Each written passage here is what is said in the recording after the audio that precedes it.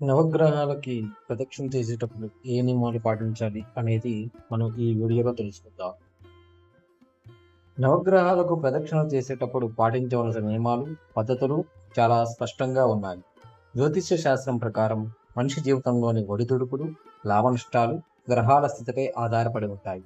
కష్టాల్లో ఉన్నప్పుడు నవగ్రహ ప్రదక్షిణలు చేయడం వల్ల మంచి ఫలితాలు వస్తాయి.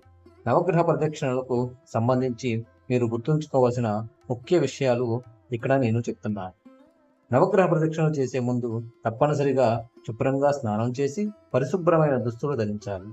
ప్రదక్షిణలు చేస్తున్నప్పుడు నవగ్రహాలను సాధ్యమైనంత వరకు తాకకుండా చేయాలి.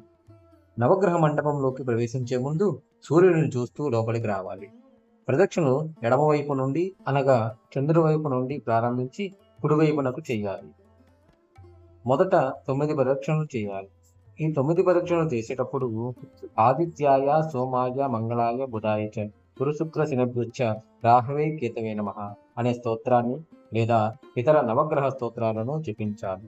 9 పరీక్షలు పూర్తయిన తర్వాత కుడివైపు నుండి ఎడవైపునకు అనగా బుధుడి వైపు నుండి రాహువు కేతువులను స్మరించుకుంటూ అదనంగా 2 ప్రదక్షిణలు చేయవచ్చు. దీనివల్ల రాహుకేతువుల వల్ల కలిగే ఆటంకాలు తగ్గుతాయని నమ్మకం. మొత్తం 11 ప్రదక్షిణలు చేయడం చాలా మంచిది. చివరగా నవగ్రహాల్లోని ఒక్కొక్క గ్రహం పేరు స్మరించుకుంటూ మరో ఒక ప్రదక్షిణ చేయాలి. ప్రదక్షిణ పూర్తయిన తరువాత నవగ్రహాలను దీపు చూపకుండా వెనుకకు అడుగులు వేస్తూ నెమ్మదిగా బయటకు రావాలి.